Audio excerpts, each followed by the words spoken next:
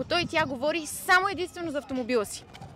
Зелен или червен флаг е, ако има книжка, но няма кола. Зелен флаг не ви интересува. Не. Вие си имате кола. Кола си имам. Ако се вози в чужди автомобили доста често. Ако има китайски фарове. Червен или зелен флаг е, ако си мие колата веднъж месечно.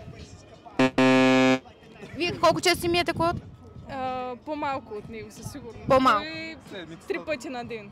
Зелен или червен флаг е, ако постоянно говори за колата си. Зелен, Ще вие правим компания. Току-що си спечелихте. Това са флаери за безплатен реглаж на фаровете.